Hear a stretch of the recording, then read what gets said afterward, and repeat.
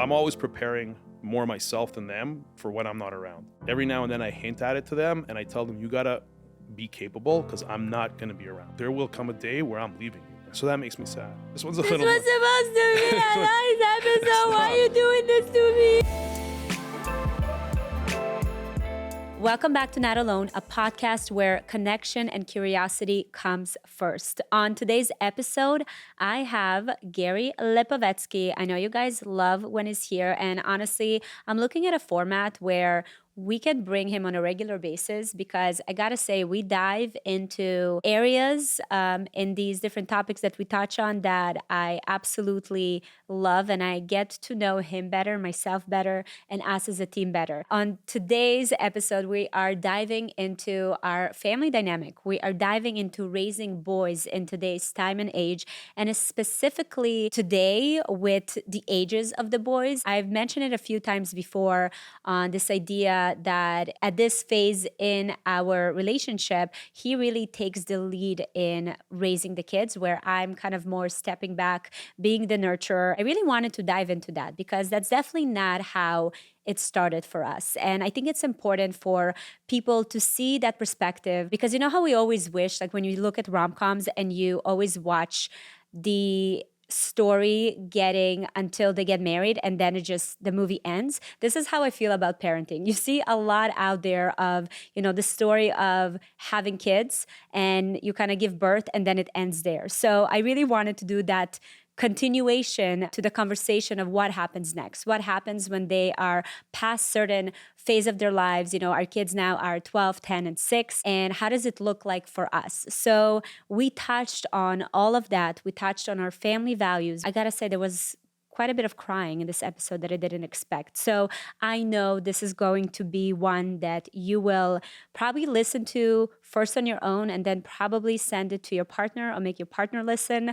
There is a lot of amazing insight and wisdom, and I'm so excited to share it with you. I'm going to preface it by saying this is our experience, right? We are no experts. We're doing it for the first time as well. I do have to say that we had a few years of trying to figure it out, and it's just really cool to see the evolution that I've experienced and watched Gary go through. And I feel like the focus is really on that today. So let's get into this episode. I know you're going to love it. You know what? I feel like the last couple of weeks I've been more in love with me than usual. Always. Okay. But also kind of looking at our family from the side.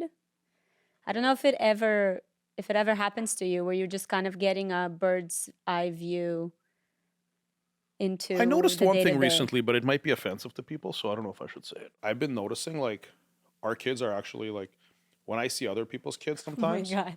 That's what every parent says. I just want to let you know. No, but hold on. They look kind of like a little de-evolved, maybe a little less advanced. And then whenever I think our kids are like normal average kids or maybe sometimes a little below average depending on the day, and then I run into other people's kids and I have an interaction with them, I'm just like, wow, our kids are geniuses. And I'm not trying to like shit on other people's kids or like talk bad about other people's kids, but No, I'm just like, but Gary, that's actually an instinct, not an instinct, but that's something that like is happening naturally for you as a parent. It's the same thing when when the babies are born and we're like, oh my God, they're the most beautiful thing in the world, and they're just so ugly. No, they're not. It's the same thing. Our kids were beautiful from the day they were born. Boys, if you're watching this, you guys are beautiful, and I love you, and you're a gift from God. When Max was born, this kid, I don't know, it was like, I didn't understand how it happened. He came out of the birth experience completely unscathed. We have a video of it. We have a vlog of him coming into the world. This kid had like not even a wrinkle on his face. He was just like, what's up? He was so clean and shiny. He was clean, but he just came out and he was just like looking around. He looked at you. He's like, I had a full spiritual experience when I gave birth to Maxie, which I can't say about the other two. Not because, it was still beautiful with the other two, but with Maxie it was something like, I can't even explain it. It was something so out of this world. And I think I actually started believing in like greater powers after that birth I experience. mean, you just took it somewhere else, but yeah, cool. I mean, that all sounds good to me. To me, I You just saw were, it was just me between me and Maxie, baby. nah, he Sorry. was good, man. He came out a champ. You know, I get asked all the time if we found out the gender with all three. Well, that's a and funny story on backs. we absolutely did. I am by no means the type of person that can sit with the unknown. And the lie detector said that was a lie. What are you talking about? So I'm a clairvoyant when it comes to guessing the gender of a child before that child enters the world. You do have a gift. And I have a 10x clairvoyant factor when it's our own children. With Jake, I knew that Jake was going to be Jake since the age of 13. Since I named him when I was 13 years old. Since you were 13 years old. Since I was 13. Thank you. So when I was 13 years old, my grandfather died, and I said, okay, I'm going to name him after my grandfather. My firstborn will be a boy, and his name will be Jake. And that's on manifestation. Right. And so I knew that he was coming, but I manifested him so hard that after him, there were 2 more boys. That's how hard I manifested this kid, right? I remember I already told you that this is going to be, the first one's going to be a boy. Like I told you that before we were even married, before I even proposed. So with Jake, I knew it was going to be a boy. I knew his name was going to be Jake. He was already in my head. I already knew what was going on. When we went to the ultrasound and they showed me penis in the ultrasound, I was just like, yeah, of course.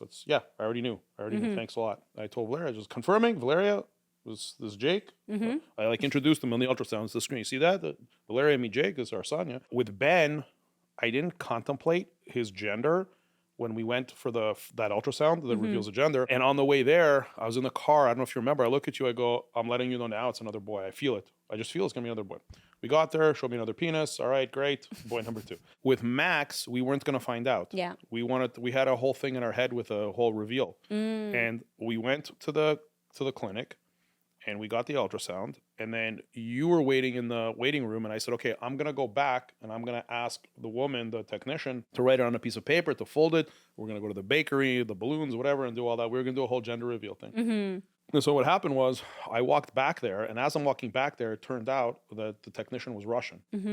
And it was actually at that stage, I don't believe they were even allowed to tell us. I don't know, there was some weird situation there. But I was coming up to her and I was going to ask her. No, they were allowed to tell us. I was going to. A doctor is allowed to tell you. A doctor. She wasn't allowed to tell. Yes, right. correct. So it had to wait to go to the doctor and then the Yes. doctor would tell us. Sweet, sweet woman. But Yes. as I was walking towards her, because she spoke Russian and we spoke Russian, she felt this like friendship with us. So before I even got a chance to put the piece of paper in her hand, I go, hey, I need a favor from you. She goes, yeah, it's a boy. Congrats. And so I was like, ah, shit. I'm like, okay. So I said, okay, thanks, whatever. So she messed that up. But then what I said to myself, I said, okay, I'm going to go back and I'm going to lie. I'm not going to say anything. I'm not going to say a word. I'm going to take the piece of paper, put it in my pocket. I'm going to play the whole charade. I'm going to go to the bakery. I'm going to give it to the bakery. I'm going to know. No one will know. I will give an Oscar-worthy performance at the gender reveal. And I had the whole thing planned out. I already had in my mind how it's going to be, how I'm going to keep the secret. No one's going to know. I thought, okay, I'm going to tell this one person, this one buddy. I'm going to tell him because I know he won't say anything. And I had it all planned out. And I made this elaborate plot in my head in the 10 seconds as I was walking towards the room to where you were waiting. I went around the corner and you were standing there. And I look at you and you look at me and you go, son of a bitch. And I'm like, what? She goes, we better have a 4th kid and it better be a girl. I'm like, well, I don't know what you're talking about. She goes, I see in your eyes it's a boy. I'm like, no, I don't know. And I was like, yeah, I don't know how you did. Did you remember that moment? Yes. And honestly, when I said the 4th better be a girl, it's not because I experienced like a gender disappointment. I can explain it. With the 3rd, my mother, let's actually share this. My mother was convinced that it's a girl, and she thought that the more she'll say it, the more it will become a reality. She wanted to call this hypothetical girl Sophia, and she just really made a whole thing around it. I think I wanted it more for her than for me. But when I found out it's another boy, I mean... Yeah, you were pissed off at me. I was pissed off at you because I had this idea of like this gender reveal. I knew that it's like, this might be the last one, you know? So I wanted to do it a little bit more elaborate than the other ones. I don't know why you had to be like that. You could have just like kept your mouth shut and like if you saw in my eyes to my mother. Are you insane? No, you could have kept your mouth shut to me. Oh, because then you and wouldn't then have both of us living in this lie. Yeah, you wouldn't have had the confirmation of your assumption. Because if you would have said nothing, I would have said nothing, and everything would have been great. But There my would have been love, a blue we are cake. big on communication, okay? No, no, we I are. don't, there's some stuff that We are. I should have pressed harder about the lie, and I should have been like, no, no, no, I don't know. I don't know. Having three boys is like the best gift. I truly am through and through like a boy's mom. I can't even explain it. You know how sometimes there are people that are like, I'm meant to have a girl, or, you know, I'm waiting for that girl, or whatever it is. I have zero of those feelings. I would have liked to have had a girl. That would have been nice because my buddies who have girls, they tell me it's like really cool. The girls are really nice to them, but I think that their girls won't be nice to them once they become teenagers.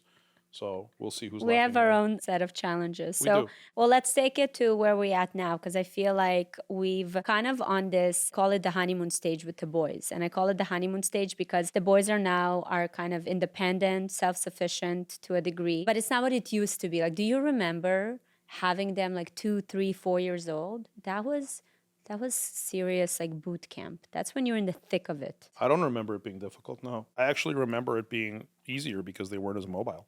Now it's like they're running around, they're going places and doing things, and I got to know, okay, where are they? Who are they with? How are they getting there? What's the transportation? What's the security? No, it's different. It's different kind of labor. To me, I love the stage now.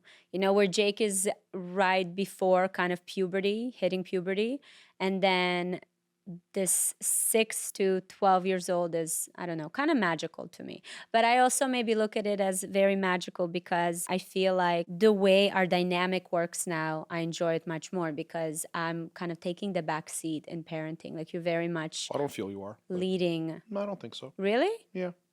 I don't feel think like I'm leading in parenting. It's interesting how people put these labels on the different kind of roles that they have in life. I'm Yeah. just living my life, and part of my life is being a dad. I'm not like, I'm parenting today. I'm like, yes, how I should know. I parent you today? We spoke about it before where you're very, very involved dad.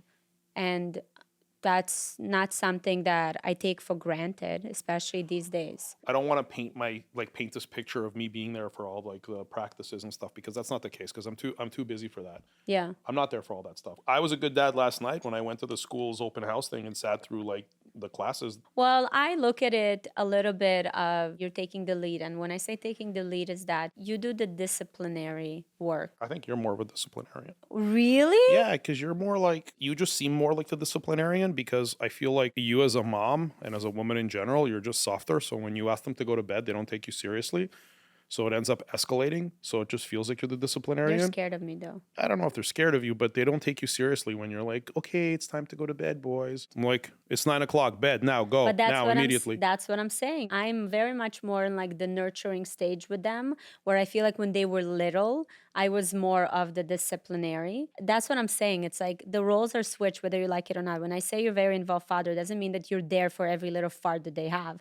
It's more of you are There are farts, though, I'll tell you that. a lot of them, but you are there to really build kind of structure for them and kind of have that hard kind of approach. You know what? I think really, if I have to think about what my value is, maybe on the logistics side, I'm not there at all the practices and I'm not really deep from a curriculum perspective on their education. I'll look over their marks and stuff and I keep that high level. But where I go deep with the boys is the conversations I have with them. This episode is sponsored by Vuori. Vuori provides a new perspective for athletic and performance clothing. Everything is designed to work out in, but doesn't really look like it. I am such a Vuori fan, and one of my favorite collection is actually their Dream Knit, specifically the Performance Jogger, because it is great for the days when I'm running around doing errands, doing kids pickups, or just lounging at home. The fabric is so soft and lightweight, and the fit is relaxed, which makes it comfortable, and comfortable is key, my friends. So I look at Vuori as an investment in your happiness. For our listeners, they're offering 20% off your first purchase. Get yourself some of the most comfortable and versatile clothing on the planet at vuori.com/notalone. That's VUORI.com/notalone. Exclusions apply. Visit the website for full terms and conditions. This episode is sponsored by Floatley. Finding a good bra can be, and normally is, really frustrating process, as we all know, which is why I'm so excited to introduce you to the brand Floatley, a bra brand offering feel-good basics that combine both comfort and support. I gotta give a shout out to my personal favorite, which is the Cozy Adjustable Bra. It is crafted with breathable, butter soft support fabric and combines adjustable straps, back closure, and free cut edges that eliminate that annoying digging and gaping we've all experienced in a bra before. So it really elevates the comfort to the next level and gives you that customizable fit that moves effortlessly with you. The Cozy Adjustable is also available from extra small to double XL. No wires, no seams, all comfort. You can use code Valeria20 at checkout to get a 20% off special offer on Floatley.com. That's Floatley, Floatley, Floatley.com, and VALERIA20 for 20% off. When we first got the sauna, there was some exposed elements in the sauna, and the first time he went in there, I told him be careful, and he burned himself anyways. And since that moment, he didn't want to go in the sauna. So I identified that as a moment where something happened that gave him this little bit of trauma, and then it stopped him from continuing to do that thing that I think is a very good thing for him to do. That's very rewarding if you're constantly going, like you're regularly going into the sauna. And so for a long time, I kept explaining to him, you got to keep going back. You got to keep going back. And I always framed it as something difficult happened. You experienced some pain in something. That's not a sign to never go again. So I'll make it a life lesson and I'll make it a developmental thing. So I have a good eye for that, where I'll see that and I'll make it an analogy for life. Yeah. And I'll say in life, if as soon as something becomes hard or if you hurt yourself in something, if you don't get back up and keep doing that thing, then you're going to have a difficult life, because as soon as you try something, it's going to be hard or painful and you're going to give up immediately. And that's a problem. Now he goes to the sauna all the time. Furthermore, if you check my stories today, he's jumping in 2 degrees Celsius water, which is like 34, 35 degrees. I know that's a big win for you. That's a big win for me. And I have this motto with him. As soon as he gets out, I say, Ben does hard things. Ben does hard things. That. And to me, I think that's a lot where my value comes, where I'll look at certain situations and I'll talk to them and I make it this kind of analogy and example for the rest of their life. So I'm much more long-term minded with the kids.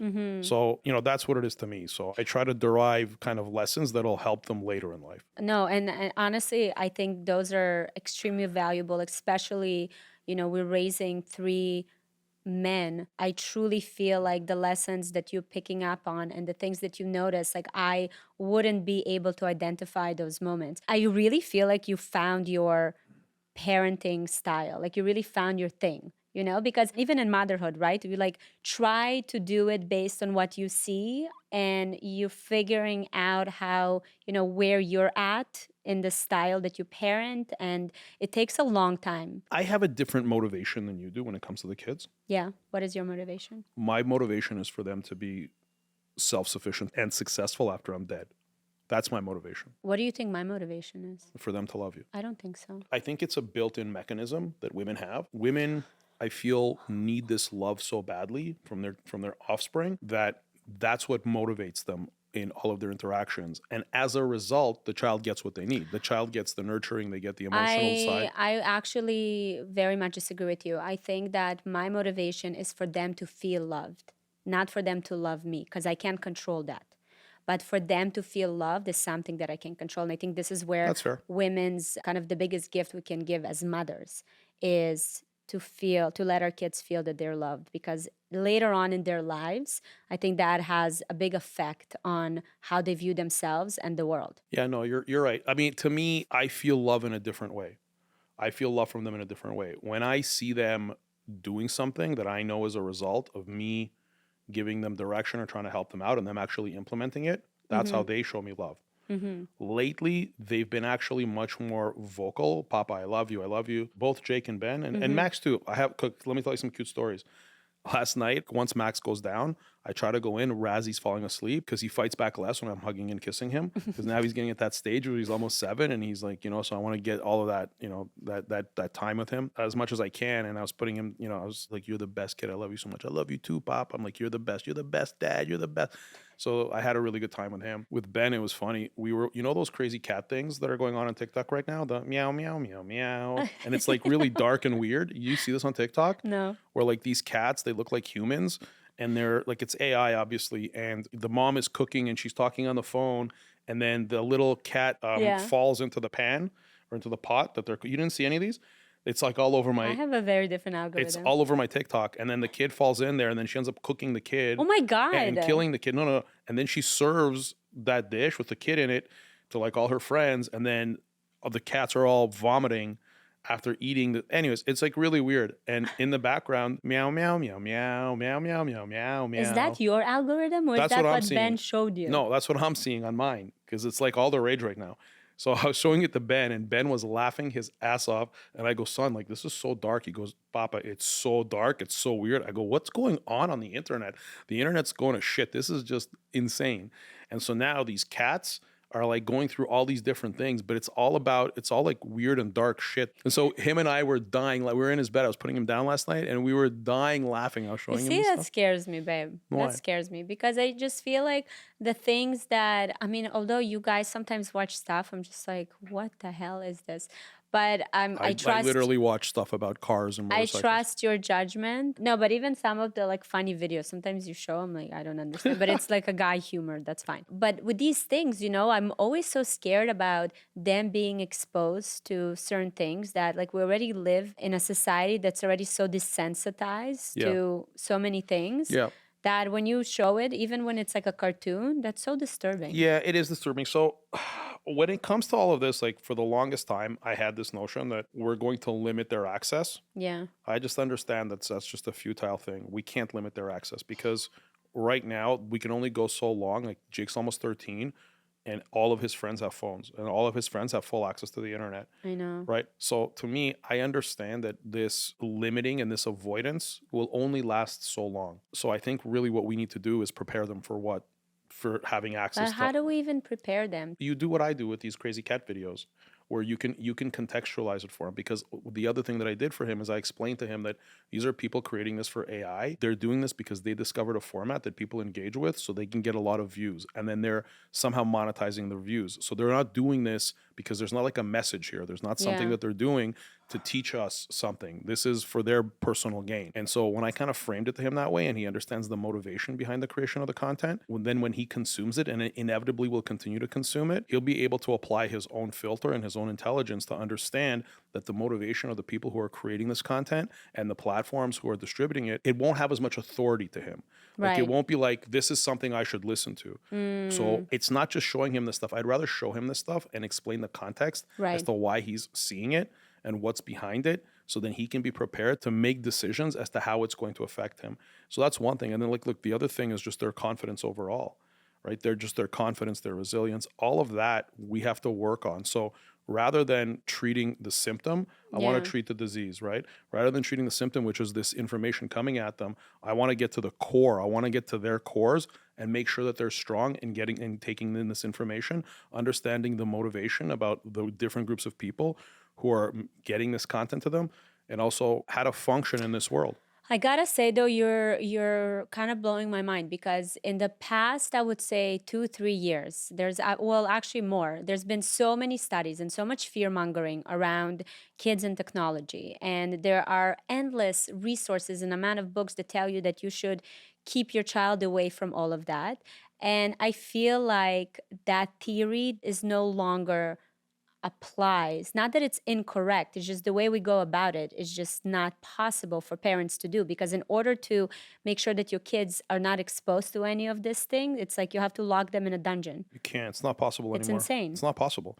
It's not possible because if there's one parent out of a group of 100 kids who gives that kid a phone, it's over. Then everybody has to have a phone. That's just the way it is. Anyways, when you look back at the generation before, when my parents were raising me, they didn't have TVs, right? So I had a TV. So for them, they would vilify the TV. You're watching TV too much. Well, that's why it's interesting because I don't think I told you about it, but you should actually download that audiobook. It's with this doctor that wrote a book. It's called The Sovereign Child. I don't remember exactly his name. You told me about it. Yeah, and the philosophy is actually that, is not treating the symptoms, but treating the disease and really hyper focusing on building that strong character and values, and then seeing how it plays out by the choices that they make, because just taking things away from them, you're not really doing anything. And then when they are turning 18 and they go out into the world and overindulge and lose themselves, then you're like, oh my God, what happened? right? So it's actually very much aligned with what you're saying. I can't wait to see you do all that work. That's so amazing. Yeah, no, I'm having a lot of fun with them now. They're more fun than they used to be. It is more fun. Is this your favorite stage? It's all my favorite stage. I like all of it. Like tonight, I'm going to take Jake out for dinner. I want to catch up with him and see what's on his mind. Is there anything in parenting that surprised you or like caught you off guard that you didn't expect? For me, when Jake was born, I didn't expect, I mean, I don't know how to say this politely. I didn't expect children to be so annoying. Like he was really annoying. I remember, not him specifically. I feel like all children. That stage? Well, I remember when he was like really I think little. that so many parents can relate, but we just don't say it. Yeah, when he was really little, like let's say for example, and I would try to dress him, and it's like I'd get one of his arms through the coat, and then I'd be working on the other arm, and then he'd throw his shoes off, and then he'd be like, I don't know, or it was just everything was a battle. Yeah. And I had no way of knowing. There was nothing that would prepare me for how annoying children are, and so you're laughing, but I have this guilt that I carry because I feel that with Jake, when he was really small, I didn't have as much patience as I did with Ben. And like Max to me is easy. Max like, oh, you want to throw off your shoes? And whatever. Now I'm cool with it. So I really regret my lack of patience with Jake because I completely underestimated what a small child requires. But I got better with Ben because I had the experience from Jake. And then I got way better with Max.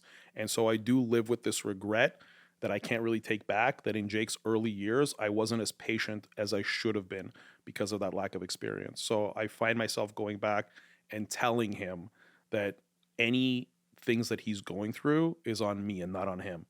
So that was kind of surprising for me. And then, after a while, I laid off. But I feel like with Jake now, I'm almost trying to make up for it. Yeah. And I've actually had the conversation with him, and I've told him, like, this is what happened, and I didn't expect it. And, like, it's not just that you're annoying. You were annoying. It's like all kids are annoying. So Yeah. it's not, you're taking Ben and Max somewhere, and I'm planning to take him to dinner tonight and just remind him, because I haven't talked to him about that in a while. Just remind him, listen, if you feel like you're messed up, it's probably my fault. Don't blame yourself. It's me. Listen, I actually think that he is such a resilient kid. I wonder if it's part of No, he's good. I don't look. He's good. He's doing great. I'm oversensitive about it. So if there's something if he has a challenge going on, or if there's something going on with him, I right away internalize it, saying, "Shit, like, I fucked that up. That was me. I should have." When I was putting on his little hat when he was a year, 18 months old, and he threw it across the room, and I got a little mad, and damn it, like how do that was that turning point. Yeah, how do I make up for it now? So I kind of beat myself up over that, but that's why I like to check in with him and be like, hey, like this shit's my fault. So whatever's going on, I apologize, but like I'm here for you. Let's work on it. But he's been really good all the time, but he's been really good lately. Like he's been more affectionate. I have people who message me and be like, oh, like Ben's your favorite, Ben's this, Ben's that, because they see Ben more in my content. Yeah. I have different relationships with all three of them, but with Ben, he just wants to do more stuff with me. Like he wants to do the sauna and cold plunge. Jake's not there yet, but I did have this like breakthrough. So finally Ben's like, okay, I want to work out too. Cause I'm trying to lead by example and going to the gym and all of the stuff that I do. Hopefully they won't ride motorcycles. I already told them they're not going to ride motorcycles. With Ben, the trainer that trains me is going to start training Ben. And when Jake heard about it, and I was really surprised on his own, like he did this on his own, he goes, I want to train too. I go, okay, we'll sign you up with Eric, my trainer. He goes, no, I don't want Eric to train me. I go, who do you want to train you? He goes, I want you to train me. And that just, my heart melted. And when he said, I want you to train me, I said, well, I'm not a professional trainer, but Eric's. And then I stopped myself and I'm like, yeah, I'm going to train you. I'm going to tell my son that I can't do something. I'm like, of course I'm going to train you. So I'm going to go to ChatGPT for his age, what's okay, what's not okay. I'm going to do a whole sheet. And so we're going on Saturday. I already spoke with our friends who they have a gym at their place. So I'm going to go there. So yeah, so I'm excited about that. So yeah, that's kind of what's going on. I'm so proud of you. I really, really want to highlight the role of a father in a household. This podcast and the platforms that I have, I speak a lot about motherhood because I have the experience of motherhood. But there's not a lot of men out there that advocate, or not even advocate, but kind of give an opportunity for us to see what fatherhood entails. And I think that's important for women to see that as well, because I don't think you realize, but I grew up in an environment where there wasn't a lot of fathers around. There wasn't a lot of father figures. And maybe my stepfather was there for me, but I wish I saw what I see you do with the boys. I wish my little brother got it. You know what I mean? That kind of leadership and that focus on making sure he has the right values and the system in place to succeed as a man. That's So fair. what I'm trying to say, I guess, to you is I do want men to speak more about it. I do want men to spread their message out there of, being a role model to their boys. It's so important. There's so many boys without fathers in the world that today, thanks to social media, they're able to find those, role models online. That's a double-edged sword, because then they'll find like maniacs like Andrew Tate, and then they think But we that's want less of Andrew Tate. We want more of, like, I actually follow so many men that have kind of like these academies, like men academies, where they pick up boys from, neighborhoods where in areas that maybe there's no fathers, whatever it is, and they truly like they guide them. I want to see more of that. It makes my heart so happy because that's what I want. I mean, that's what our kids have, and I want right. all boys to have. You know what I mean? Let's talk about some of our family core values because I wrote them down. You what? I wrote them down. You did? Yeah, I have them in my phone. Okay. I wrote them down. I made a note. Valeria, what do you think? So I've got 1, 2, 3, 4. Okay, let 5, me 6, guess 7. two. I'm not gonna guess 5, 6, 7. Integrity, work ethic. Ooh, work ethic. Yeah, I gotta put that one in too. But no, I kind of covered it with something else. Okay, yeah. And I would say humility. Being humble. Yeah. I think there's a lot of overlap. You didn't guess any of them exactly, but there's a lot of overlap with what I have. So for me, I have growth and evolution, because I'm constantly in this, like, we got to keep improving everything, our health, our business, our minds, our social circles, everything about our life, we have to improve. So to me, like, without improvement, people go in a very bad direction. So that's one thing. The second thing is accountability, right? Yeah, And that's so a big one. the classic child's line when they say, "That's not fair. That's not fair." And my response is like, it's not fair. I have Life to isn't fair, but say, you have to be accountable for your own shit. I want to say though that that's probably the most repeated phrase in our household from you. That's not fair. Life is not fair. I go even further. When they'll look at me and they'll say, "Oh, Papa, but you did it." My response to them, what's my response to them? We're not the same. We're not the same. We're not the same.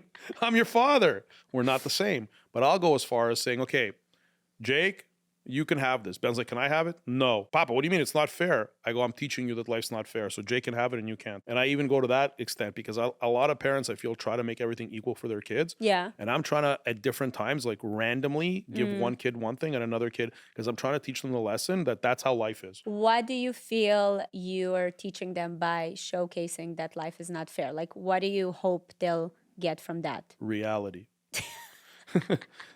I mean, I don't want to get into a political discussion, but it's like socialism, right?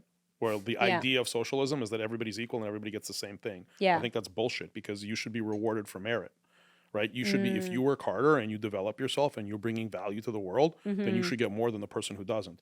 So to me, when something happens, well, it's kind of, it works the reverse too. Jake had gone past his bedtime and he was on his computer past his bedtime. You made a statement saying, okay, guys, we're taking away the computers. And I already knew, and I looked at Ben and Ben looked at me and I said, you're not taking Ben's away because Ben didn't do anything wrong. I go, so this is going to be isolated to Jake, right? So it kind of goes the other way too, where I just want them to understand that they're being praised and rewarded and punished based on them as individuals.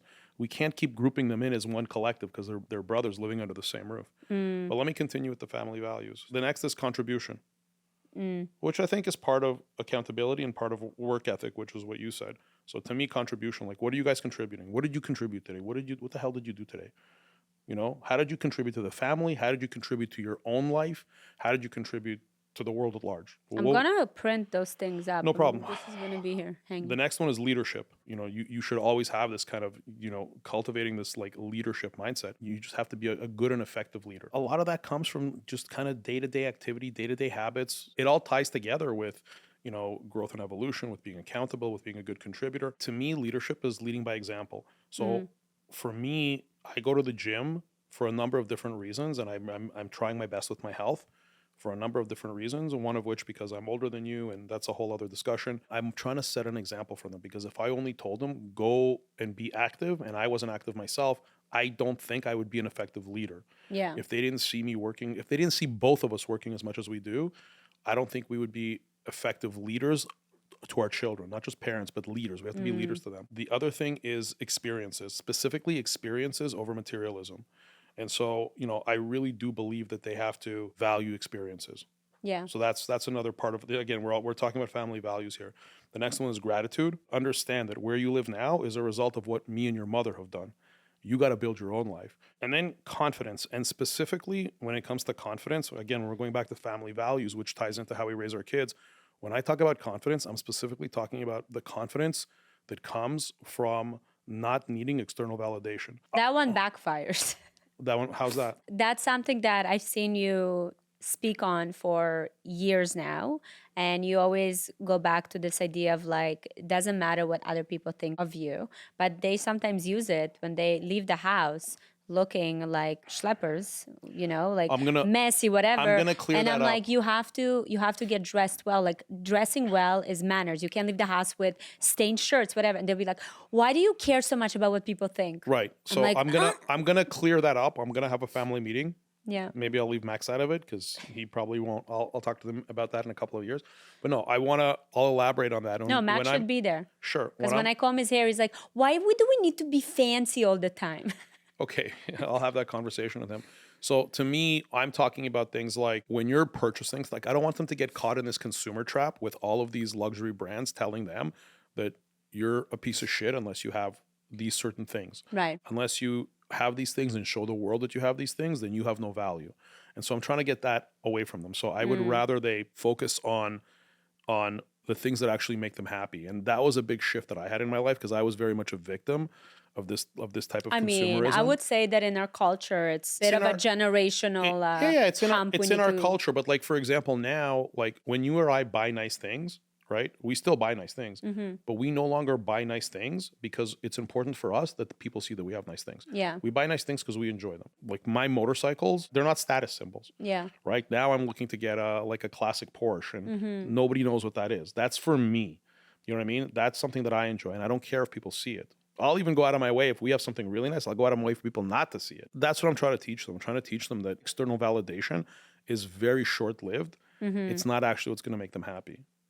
So they should be doing things that make them happy. So that's what the not caring what other people think. But combing your hair is kind of like, I want them to comb their hair. And then the manifesto that I came up with is, as a family, we grow and evolve with purpose, holding ourselves accountable and contributing to others. We lead by example, value experiences over things, practice gratitude daily, and move forward with confidence in what we are and who we are, I'd rather they model themselves after me because I can control to a certain degree who I am. So I try to do the things that when they see who and what I am and what I do, they'll hopefully try to model after me. I would rather they try to model after me, which is I can control who I am, but I can't control the other stuff that they see. So I would rather be that dominant figure. And I'm understanding now that I can't do it through force. So I'm trying to do it through kind of sliding the scale a little bit on the friendship side. And it's working. It's working better. I'm trying to get more involved in the things that they like and that they want to do. I have a question for you. Tell me the question. If the boys in 20 years, when the boys will be asked, when you think of your dad, what do you think of? What would you want them to answer? Would I still be alive in this scenario? Of course you'll be alive. What would you want them to answer? Just general badassery. Badassery. Yeah. That he did what he said he was going to do. He did what he said he was going to do. And, he really cared about us becoming capable. That was his number one thing. He wanted us to be capable. That to me is the biggest thing. I want them capable. Yeah. Whatever they choose to be, I want them to really pursue it. Valeria, it's not far off with how it was with you. I'm not trying to make like this comparison to like how I am with the kids and how I am with you, but No, I want to say, I don't think it's a comparison. I actually think that's the type of person you are, because you're also like that to the friends around you and other people that you get connected to and build a relationship. You have this ability, and I told you about it for a while now. You truly have this ability to see the magic in the person, the potential in that person, and really push them to realize their full potential. Yeah, I think you're right. Look, in 2017, when I started kind of working with you on your career and developing your career, I really pushed it forward, meaning I really don't like taking any kind of credit for your accomplishments. But the only credit I will take is I pointed out who you were. And I believe that had I not have pointed it out, you would have been successful either way. But I think that maybe there'd be certain limiting factors in your own mind that wouldn't have given you not necessarily the ability, but you wouldn't have it in your head to get as big or to have as much influence as you do. And you would have been like, I'm going to make my healthy videos. I'll do some fashion here and there.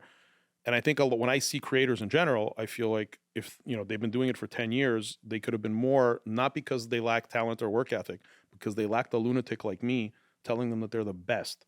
And I think that's kind of where I think my skill set is. And so Being a lunatic. yeah, it's being that lunatic when I'm pushing you, saying, of course you're the best. Of course you can do. Because I look at people who are at like much larger scale than you are now and than you were at the time. And I'm just like, they're not more talented than you. They're not better than you. If they can do it, you can do it. Not only if they can do it, you can do it. If they can do it, you can do 10x what they can do. So that's the mindset I have. And that's what I'm trying to bring to the kids. I loved how yesterday at the open house at the school, you sat through maybe 20 minutes. And when we left, because it was like a 5-hour thing, when we got into the car, you're like, yeah, everything looks good. Like I feel like you were looking for certain, things. No, you didn't need it the whole spiel. spiel. The teachers who were talking to us about what's going on at school, they all seemed very smart and articulate. Yeah. So I'm like, if those people are teaching our kids, like, cool. Yeah. Like, I think they're good. They're probably doing a better job of me than if I tried to homeschool them myself. So cool. Maxie asked if he can be homeschooled today, actually. He just wants to be homeschooled because he doesn't want to go to school. He doesn't actually want to be homeschooled. He said, I will be smarter if I get homeschooled. To him, homeschool means sitting around and watching YouTube all day. That's homeschooling for Maxie.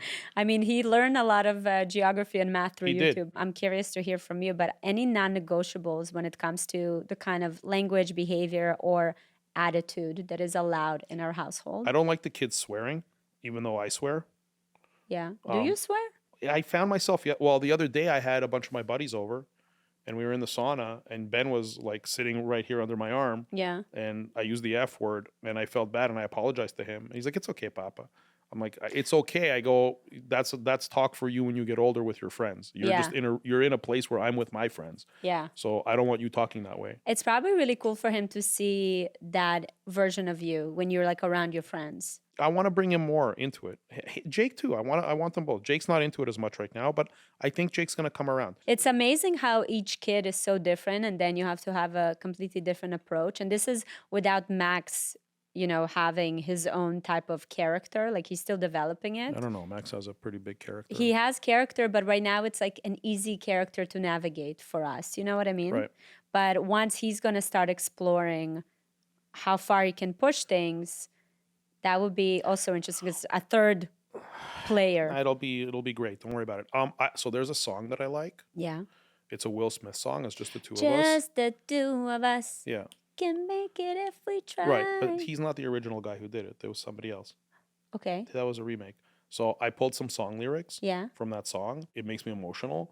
So I'm going to read some of the lyrics. There's like a lot of them, but I'll try to keep it brief. Look at this man connecting to his emotions. From the first time the doctor placed you in my arms, I knew I'd meet death before I'd let you meet harm. So to me, that's like a very... You're going to make me cry. What is this? I might cry too. But that really illustrates like becoming a father. I really felt it with Jake. So that line, like from the first time the doctor placed you in my arms, I knew I'd meet death before I'd let you meet harm. I don't know. Will Smith, he really had something there. In general, I like this song a lot when it talks about fatherhood. So that's one thing I wanted to bring that up, that it's funny how quickly as a father, your life becomes devalued once you have children. If before I had kids, if I was walking down the street and somebody would come at me with a knife, I would run away or I would try to punch him in the face or I would do whatever I'd have to do. Yeah. If I'm walking with a kid, with one of our kids, and someone's running towards us with a knife, the first thing I'm thinking of doing is how to like not save myself, is how to kill that person so he doesn't get to my kids. Yeah. So my instincts were reprogrammed and reprioritized instantly that in any situation that happens, I'm now the human shield between the threat and the child, whereas before I was the priority. Right? So that's a shift that happens with a lot of men. I think it's with women too, but it happens with a lot of men. Okay, so I feel like this should be an initiation song for every man that turns into a father. I sometimes like have these fantasies that I would just like remember when we performed that song at our wedding. Yeah. So I had like these fantasies that I would perform this song at like some kind of an occasion for the boys. But the reality is, if I'm on stage performing the song, I'm going to be crying. Like I can't get through these lyrics. I don't think I'd be able to get through these lyrics without breaking down. Crazy joy when I see the eyes of my baby boy. I pledge to you, I will always do everything I can, show you how to be a man. Dignity, integrity, honoring. I don't mind if you lose as long as you came with it. And you can cry, ain't no shame in it. Again, there's a lot in these lyrics, right? But yo, ain't nothing promised. One day I'll be gone. Feel the strife, but trust life does go on. I'm always preparing more myself than them for when I'm not around. Every now and then I hint at it to them and I tell them, you gotta be capable because I'm not gonna be around. Like there will come a day where I'm leaving you. And so that makes me sad. This one's a This little was supposed to be a nice episode. Why are you doing this to me? Stop. Okay, hold on. No, there's more. This one's lighter. No, but this is such a profound song. I just feel it doesn't get the respect it deserves. So listen to this. I don't know if it was Will Smith who wrote this or somebody else wrote it for him, but like he did a really good job with this. Okay, so listen. I thought it wasn't the original one, so It's not the original one, but these lyrics. Oh, these yeah. are his lyrics. Okay. One day some girl's gonna break your heart, and ooh, ain't no pain like from the opposite sex, gonna hurt bad, but don't take it out on the next, son.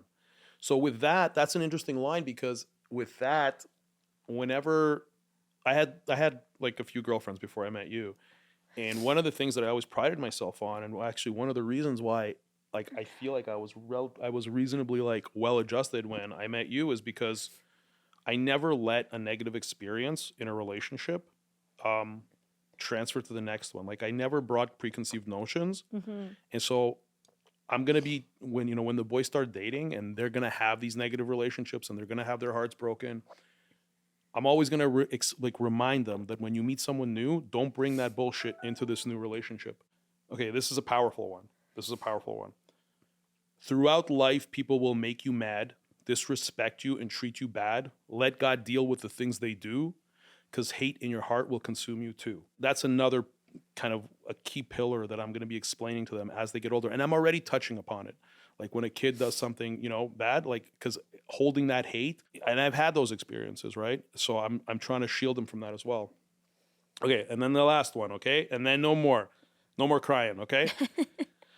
Always tell the truth, say your prayers, hold doors, pull out chairs, easy on the swears. You're living proof that dreams come true.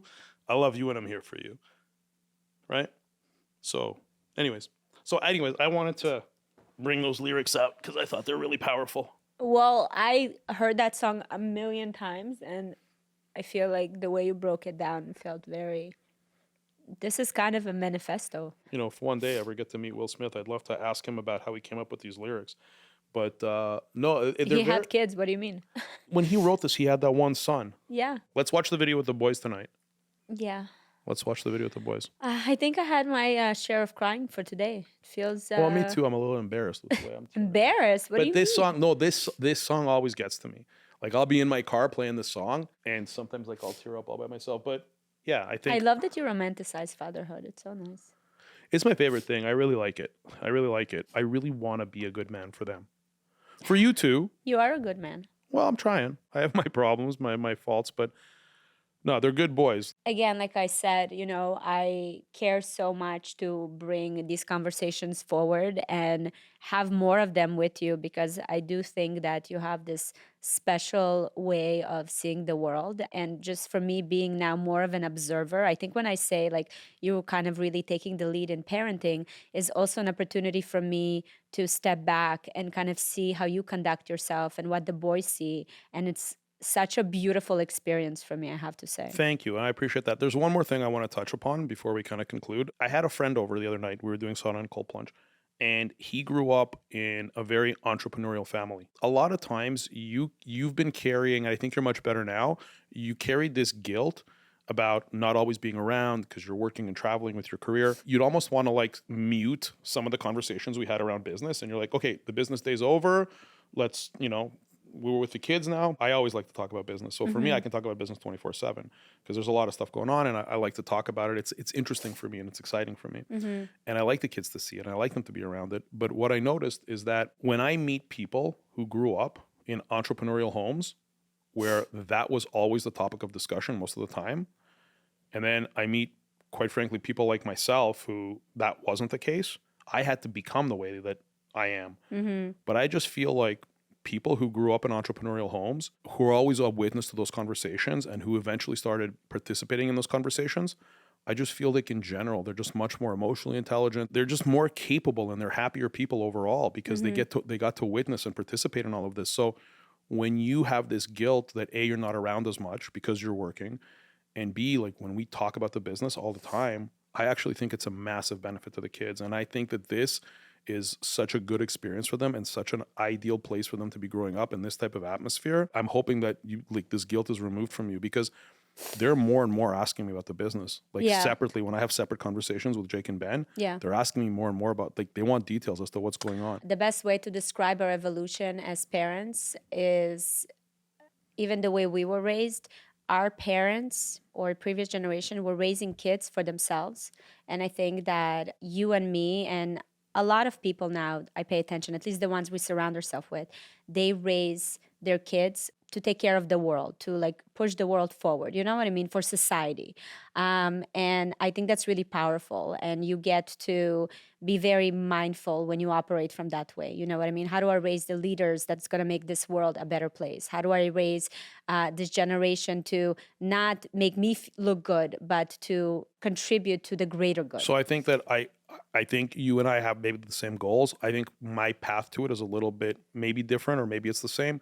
But for me, I believe that they will have the highest impact and the most impact on their surroundings and on people and on the world around them by putting an effort and by putting the focus on improving themselves. Oh, absolutely. And I believe that's the case with everyone. Yeah. The best way I can serve our family and our community, the people who see our content, is by being the best me I can be in all aspects of my life, rather than to lead by telling people you got to do it this way, this way, this way. I don't like those type of creators who are telling people this is how you do it. Yeah. I would rather live my life, document my life, document your life, and show us with our strengths and with our weaknesses and our faults and what we're working on, and document that whole process. I believe that's the best way we can serve people. So I'm always going to be telling the kids, you have to put yourself first and take care of yourself first in all aspects of your life. And you lead by example to show the rest of the world what they're potentially capable of. I love you. I love you too. Thanks. You're doing great too. Thank you so much for watching this video. I hope you enjoyed it. Don't miss my newest episode right here. And if you're listening to the podcast on Apple or Spotify, please go and leave a review with your biggest takeaway. I love reading your thoughts. They inspire me. So if you have any suggestions for guests or topics, you can leave them in the comment section. And always, always remember, you are not alone.